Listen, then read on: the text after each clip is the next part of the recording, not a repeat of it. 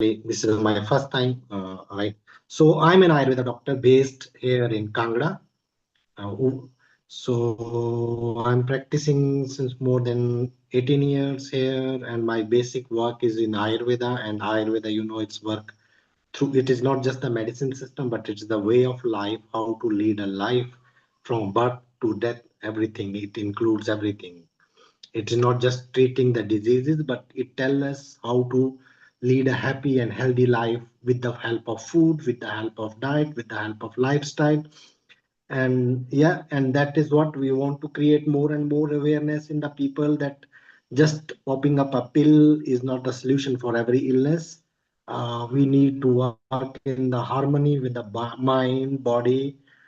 This is a mind and body relationship, not just the physical thing to have some herbs or some pills or some treatments. It is not just that thing.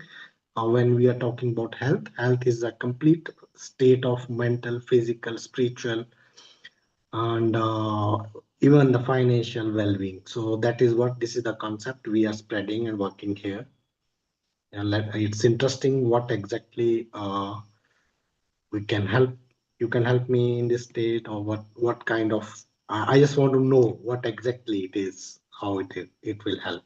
Yeah, of course. Well, it does already sound like you have quite a vision for what you are like wanting to do in the future as well, and a very good basis with what you are doing. So have you ever facilitated a workshop? Have you done that before, or is that something you would like to do in the future as well, to like spread the awareness and to bring the knowledge to other people as well?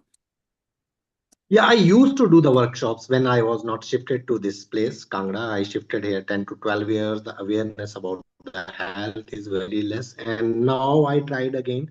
So I used to do the workshop with the corporates, and with the same motto, what is the importance of a diet. So I was sending a letter to them, to the HR, with the tagline, how to enhance the work capacity of your employee. And they immediately call me back, what he is going to do. So then we settle down a conversation that how a healthy employee or a healthy diet of your employees and lifestyle of your employee can be beneficial for your company. If he is healthy, he can be more productive employee for you. So these kind of workshops we were settling with the corporates, and now we are doing it with the common people also. And I want to do it more and more here in this area, because I have not done more here. I see. Okay, perfect. Well, what my main focus is to actually help people start their workshops and develop their workshops. So that's something you seem to already have on hand, and you already have like a structure with that. All that's at least what I just understood from that. The other thing that I'm focusing on is helping people to become better teachers, in a sense of being aware of tiny details that within your teaching you could make better or enhance in some kind of way. So looking at how something is structured, how it would be easier to structure things, or to enhance also understanding for students from a like neurobiological perspective or psychological perspective, in a sense of how do students learn in a meaningful way, that their knowledge that they're getting is actually retained long term and not just knowledge that they're getting as an input. Because maybe that's a question for you here as well. Again, how do you structure your workshops, or which kind of like a presentation style, or is it more interactive? I like more interactive.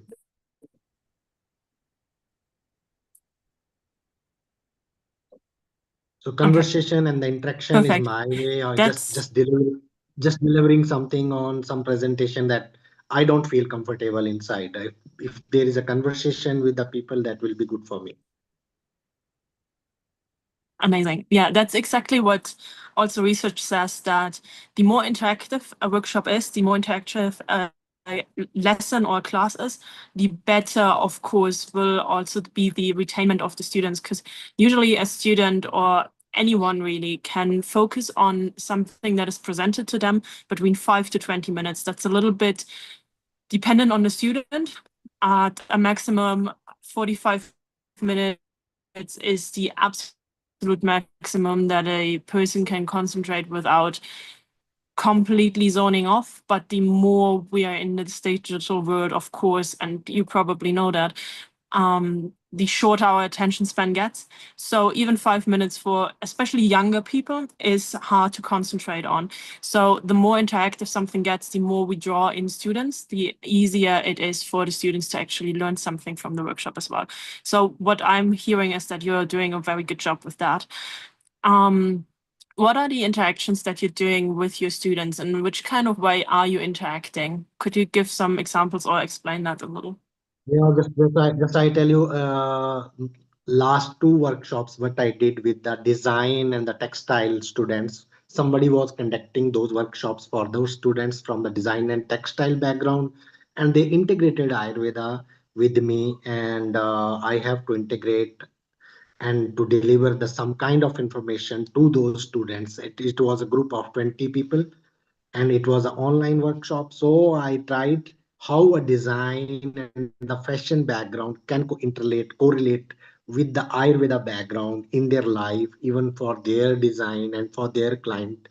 So I just settled down that first with their self, how they can improve themselves by understanding the way of Ayurveda. Then I settled the next topic, how they can understand the uh, body type as per Ayurveda believes in certain kind of body type and the behavior of an individual, so that inculcate and integrate that understanding of an individual into their design.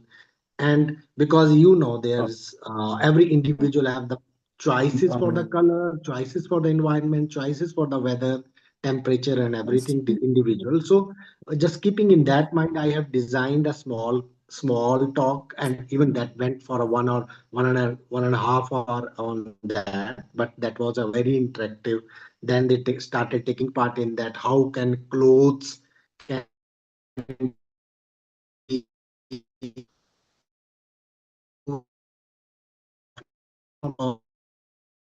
or some kind of herbal aroma to the clothes. So some person is suffering with some anxiety and something. So it led to that way. So just this was the last two workshops experience with me. So people are coming on the different background. Yeah, different backgrounds. So yeah, this is what. Yeah. Oh, that actually sounds amazing. I love the idea of combining clothing with Ayurvedic input as well. That's really good. And like the combination of like smells and that. Did you actually like do that practically? That you had the clothing and the fabrics there, and then you did that practically as well? There is a history of a clothing in that is what this is the new things I put in their mind, because this is also new for this is the first time this textile and designing students, they came to me, what can. So we started with the individual health, and then we put this is what the we end that workshop, what we can do practically, whether we do some natural dyes or something. So that work is yet to be done. So that I suggested them few of the herbs can be done in that way. Then when they can work practically, that can be implemented on this something on the internet. Amazing. Yeah, that would be then actually something that you could also include in your workshops then directly, to give like these examples, not only in a theoretic sense, but bring that in a practical sense into it. And even if it's just like very, very tiny examples that would make it more interactive even than just this just a conversation, like a student counselor or a student teacher conversation. Getting really hands-on, having the fabrics there, having some Ayurvedic examples there as well, that would definitely make like a tiny tweak that helps a lot with well, the bigger That is what that is what our third session, which is the practical and in person workshop. That is the last session. They are going to come to my center, and then we are going to what I taught her, analyzing the individual. Like I can analyze you, what is your likings and what is your liking for color as per the analysis of your dosha types, what Ayurveda believes in, so that we can, like I given them some big celebrities, and I asked them what is your thought process while looking at that celebrity, can be the type of body type and what can be, and exactly that session was very intense and they liked it. Then they were able to analyze as per the Ayurveda analysis that that particular celebrity can behave like this and this, and that was because from the celebrity's behavior we can understand more, because people know about them, how they behave, how they like, what kind of things. So yeah, that's, and the third session is we are going to do it in person, what you are telling me. Wow. Okay, that sounds amazing, actually. Is there something within your workshops where you have the impression that this doesn't really work, or that is something that I struggle with right now? Yeah, the first session initially, when I talked about when I started the conversation, what should be the diet, how should you behave, at what time you wake up, when time you sleep, and all, because that industry is very erratic. The design people are very like working late at night and all that. Was, I think initially that one little bit boring for them, but now when I stepped up to the next step, that they like it. Okay. Yes. But I found the conversation, because out of the 20 people, there was a two were very much talkative and interested into this, and the conversation, to set the conversation. Other was like not very talkative, were not they were not putting the questions or not taking part in the conversation, but two or three were taking that. Okay. Yes. Amazing. Can I take 1 second without video? It's because Yeah, for sure, of course. Yeah. In the meantime, hi Trevor. Very nice to see that you're here. If you want to, you can turn on your camera.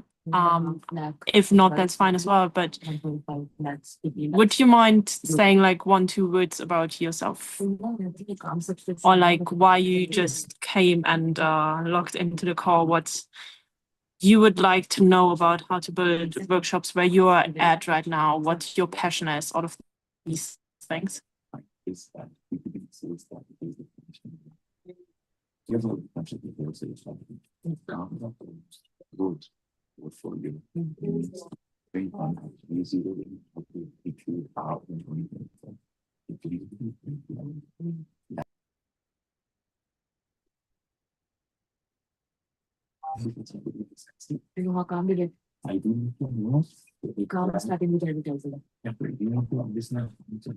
I'm sorry. Sorry for this.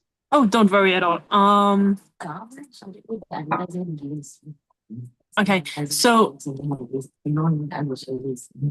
something that maybe could make a tiny change with that. I mean, like, you do have a very, very tough crowd there because their schedule is so different from the Ayurvedic schedule, and I see that just clashes completely. A very tiny thing that I could imagine that would maybe work out or could help would be to take it away from their personal experience for a moment. Usually, I can imagine that staying very personal in the Ayurvedic scheme would make sense. And okay, perfect. But if something clashes so much with your audience, sometimes it also helps to just draw in an example, in a sense of, Ayurvedically speaking, maybe you take a character, or maybe you just ask them to think about someone they really, really like, someone they really love, and to think about what they would do, how they would show up if they had to change into the body of that other person for like a week or a year, and to take care of that person for a week or a year. So to make it basically a little bit of a role play game.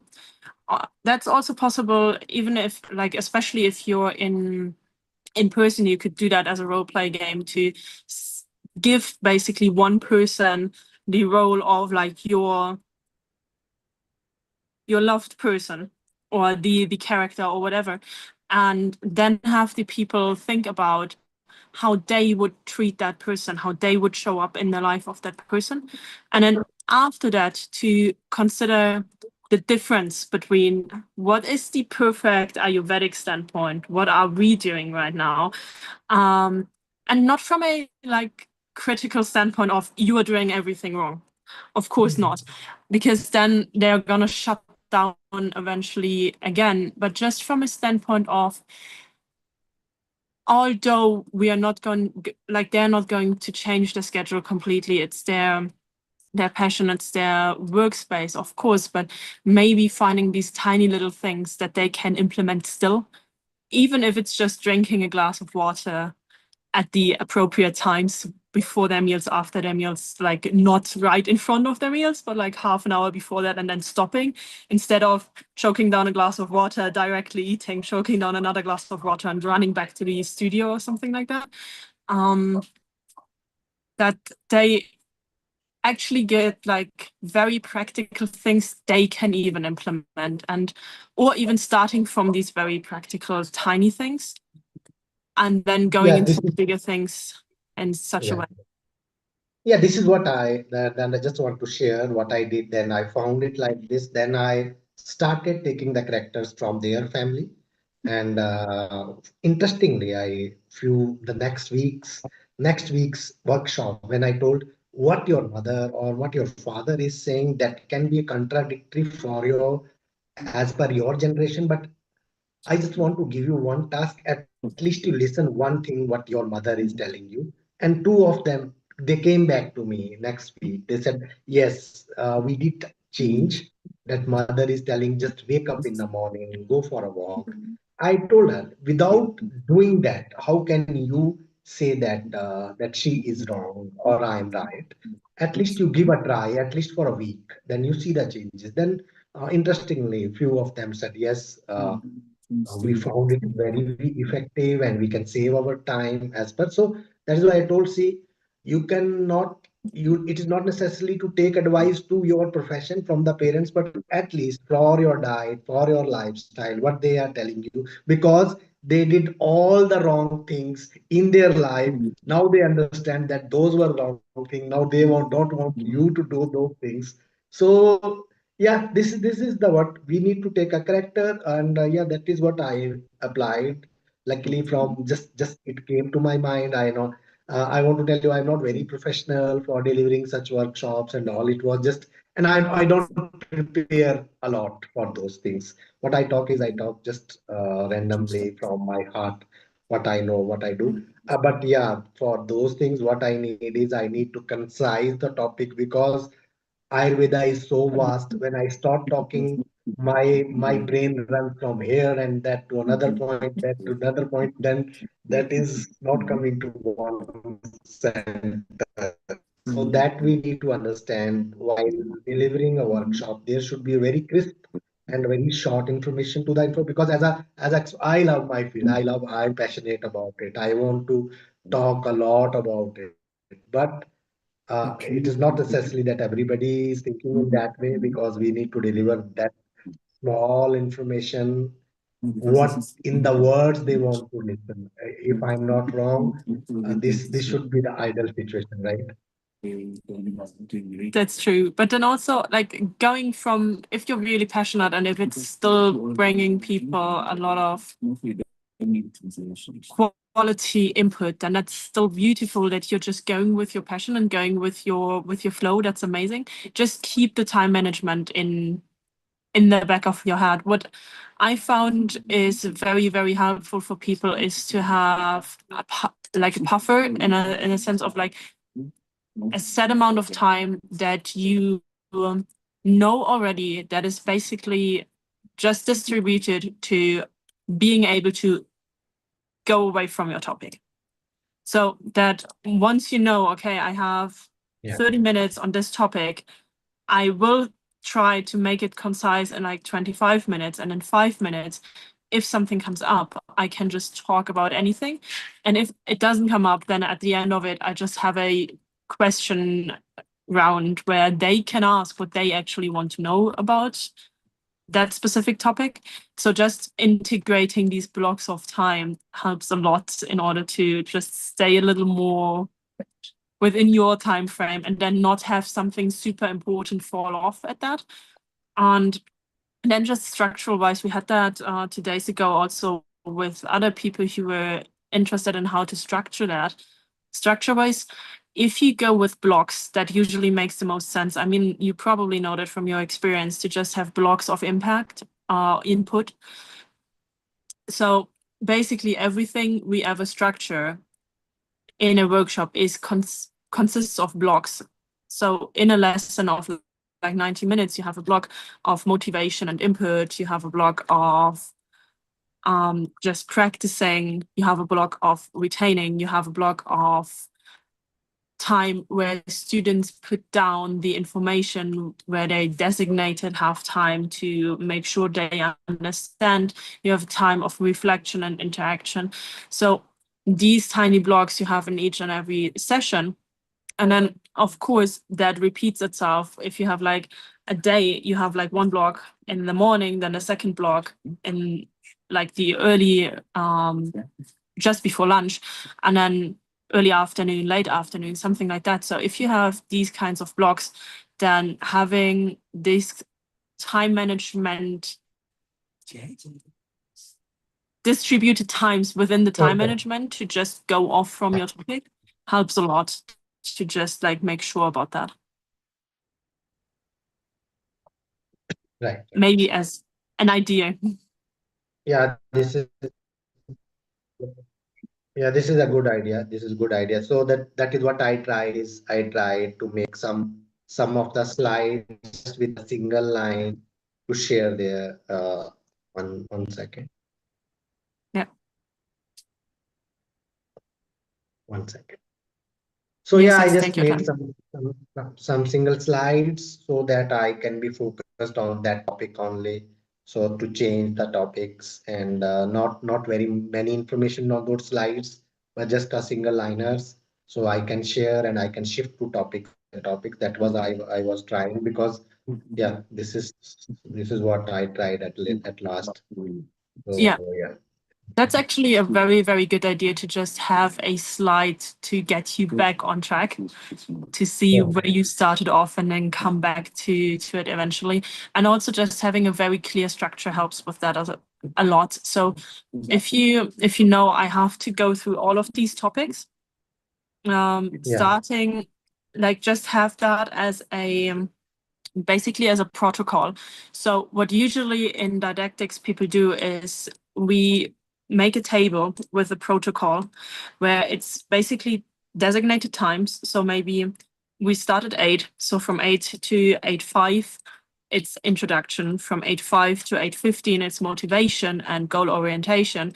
From 8:15 to 8:30, we have an input phase where it's a student-teacher conversation. From 8:15 to from 8:30 to 8:50, maybe it's a learning phase in which there you give input, you give out a handout or something like that, or you have them work with the materials, you have them work with the fabrics, with the herbs, with the well, whatever it is that you want to convey in that session, and have them hands-on practically experience that. You can also change both, that you don't have the input phase first, but have it in a deductive way, that it's first experiencing everything and then going from there into, okay, now you've seen it, now we're gonna go into the theory, which usually actually makes more sense for students, because then they have to apply their creative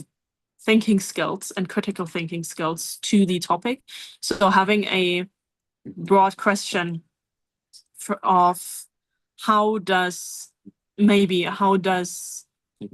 smell influence the way we see a person? How does smell influence the way we see a person? And then having them have these different fabrics with the different smells, and then going from there, and then coming together afterwards, collecting the experiences that they've had, and then going into the theory from there would be an option.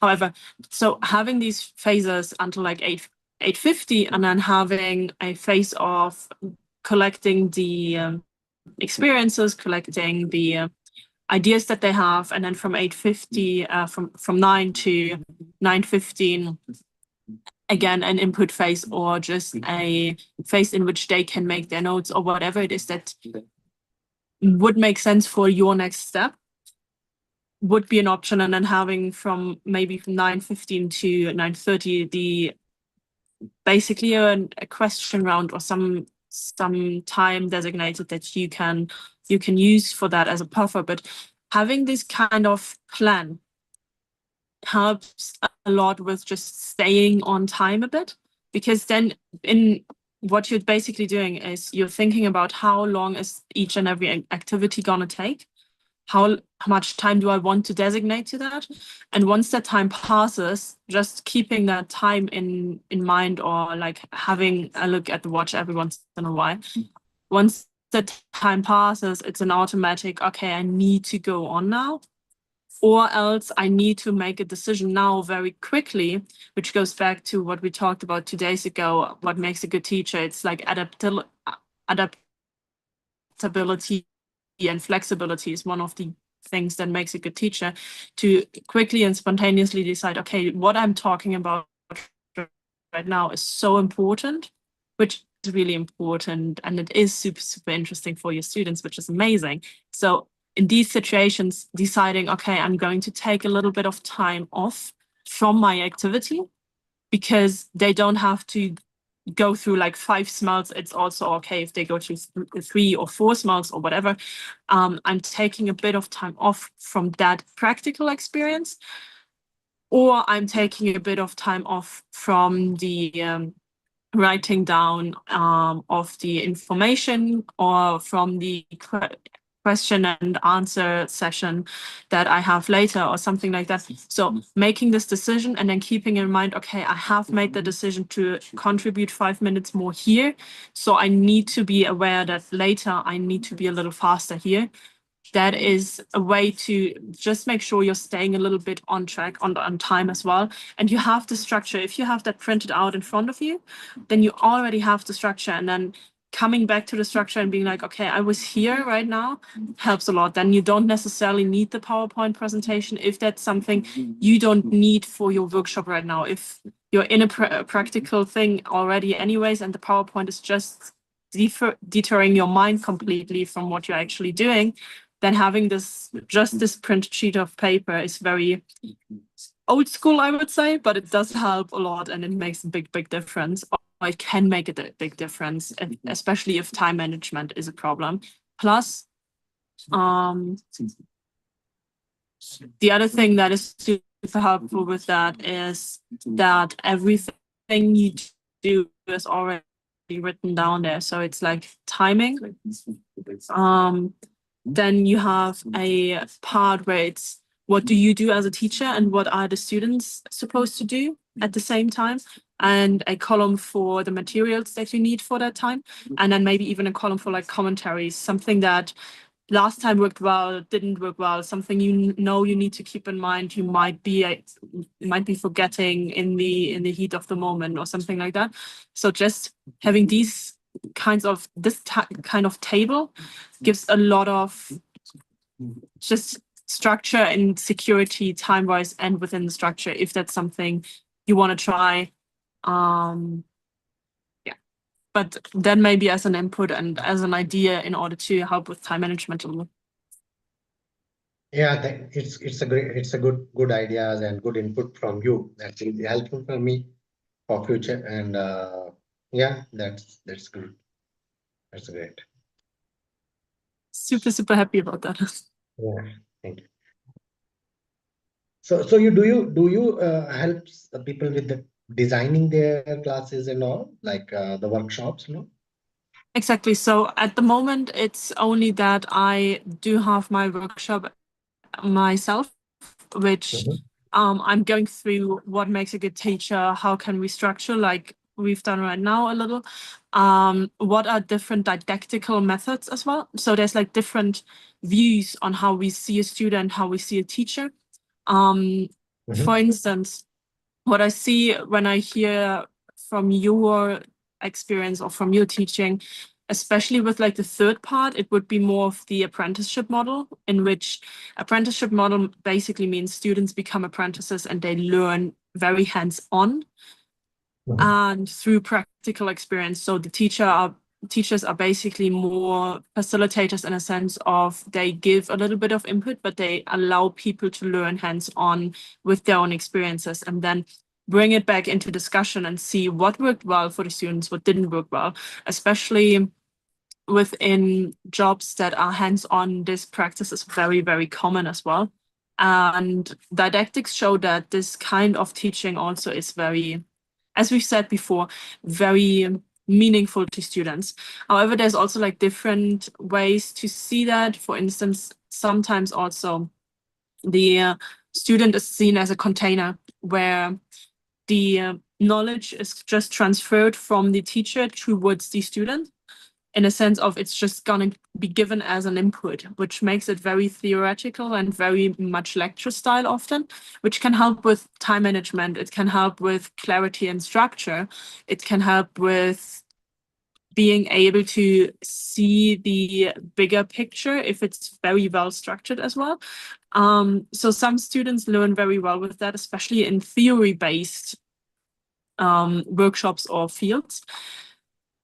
There is, yeah, of course, there's opportunities and challenges with both of that, but that is basically also what I'm explaining, that there's different didactical models and which kind of teacher does one want to be. So if I want to be more of an apprenticeship kind of teacher, how can I go into that a little more? And how do I choose my didactical lane, basically? And that is what I'm doing right now. However, counseling, one-on-one counseling is also a possibility that will be an option relatively soon, so that people can ask, like, I want to do this kind of workshop. So if you say, I have an idea, we can definitely talk about that. I want to do this kind of workshop. This is the vision that I have with that, and which kind of didactical methodology could I use with that. So that's the other thing, didactical methodology, in a sense of which kinds of activities are there. How can I engage my students in a meaningful way with the topic right now?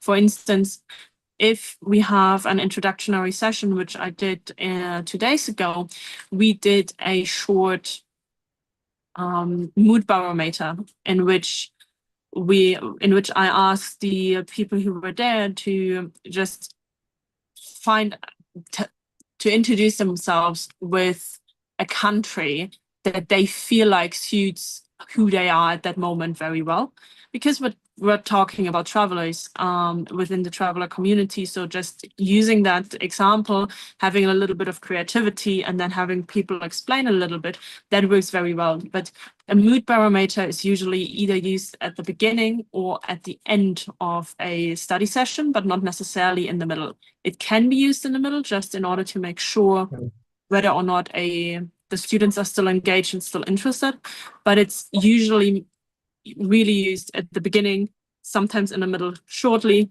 and then at the end. It doesn't really make sense for other kinds of activities. So having a mood barometer with what you said as an exercise, the fabrical smell, is a little more tricky to do. And of course, different methodologies can be tweaked a little in order to still work, and just drawing drawing inspiration from them helps to also go around that. So that's the another thing. I'm introducing different methods of teaching to people as well, so that they can see what works the best. Other things would be also the role play that we talked about earlier. A podium discussion is also a very meaningful way, especially in like political or history-based subjects that makes a lot of sense, or even just like social subjects where it's about a lot of discussion between students. So it depends a little on that, but yeah, that is what I'm offering. And then also it's definitely a possibility to go into workshops and to just see how are you teaching. So what would be an option would be to see how are you teaching in a sense of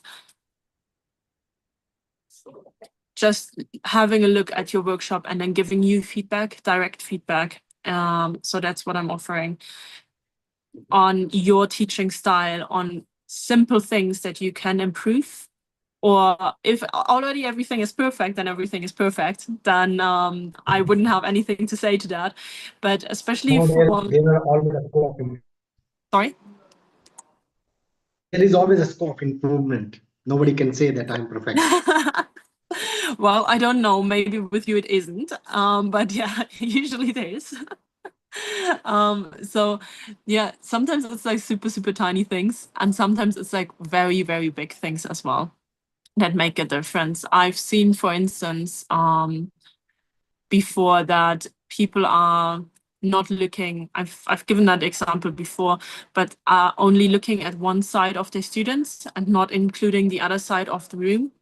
So being aware of the fact that there's a room full of students that all want to be included and that all want to be seen and want to feel seen and heard sometimes can make a huge difference, just to look at each and every one, and then also to make sure to actually speak to each and every one during one session, during one block of interaction or of teaching, can make a huge difference. And these are tiny things that oftentimes facilitators aren't yet necessarily aware about, because we don't learn that if we're not learning how to teach actually in a professional kind of way.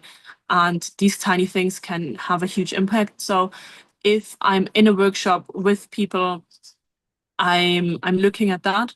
And then what I haven't done yet, but what is an option also, is to give this kind of feedback and then come back later into the workshops of the people and see whether or not there's been an improvement, especially with people that are just beginning to teach. That is something that I've had some resonancy on, that's definitely also wished for, just to get this kind of feedback and get this improvement feedback also, to see, okay, my teaching is getting better, and I was able to include the feedback that I've been given before. Right.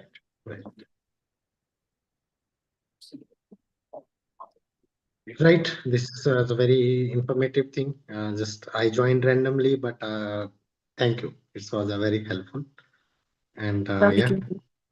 So is there any commercial answer to need to pay for today's session, or? I'm giving that question directly to Data right now.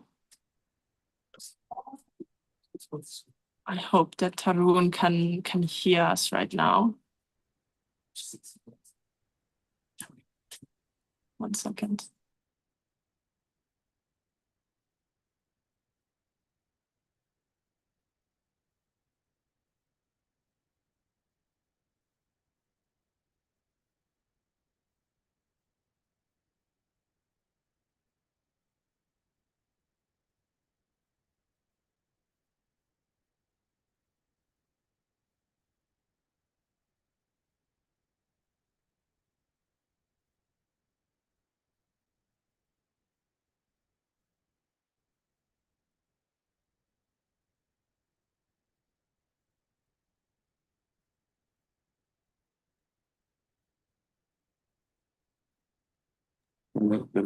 One second, please.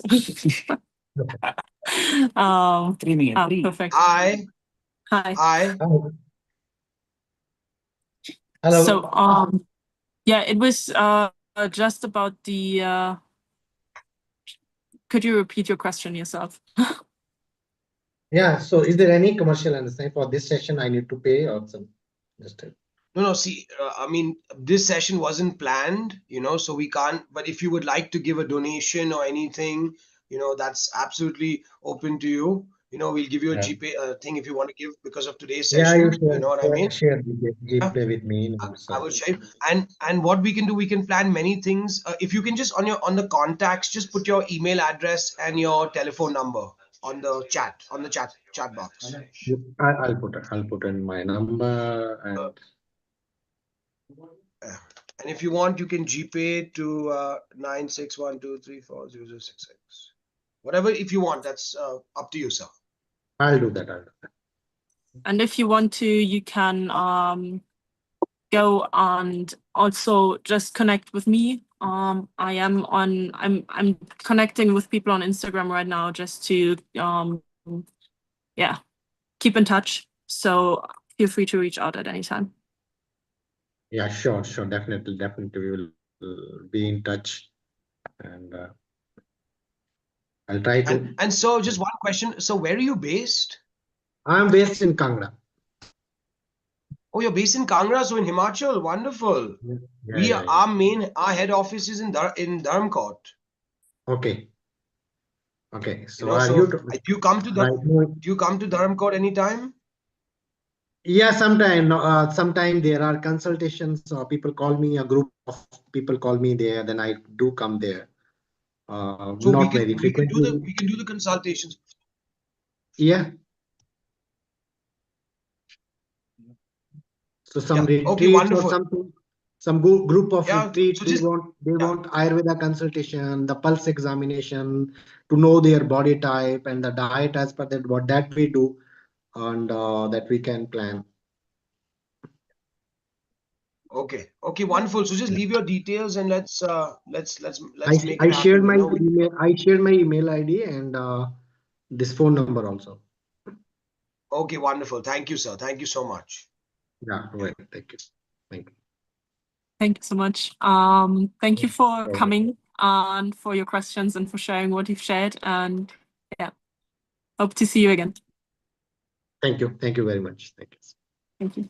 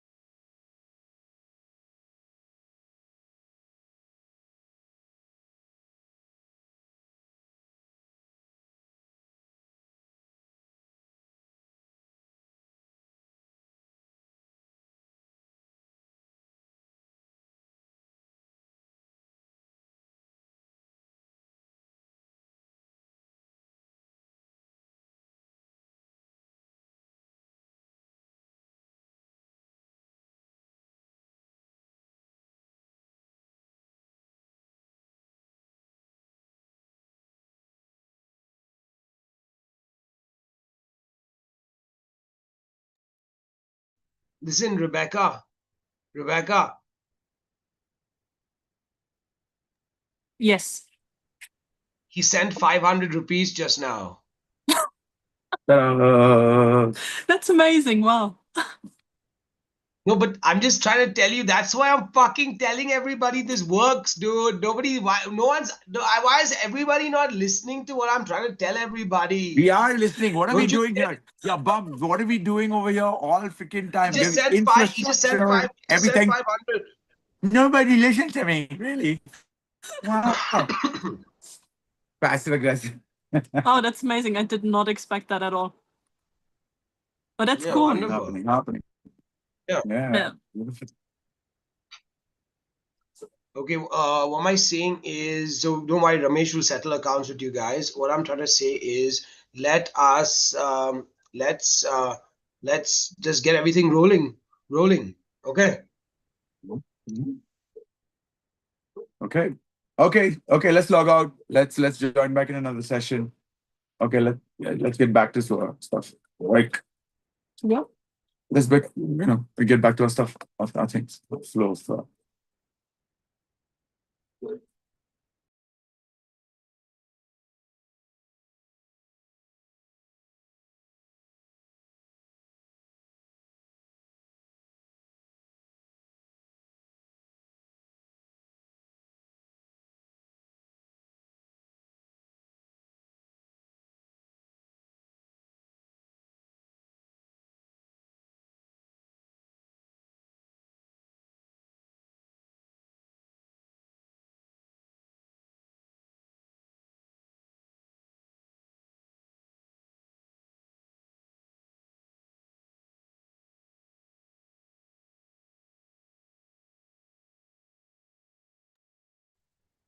Megha, are you on? Do you have anyone else who wants to come on? Megha, are you with us?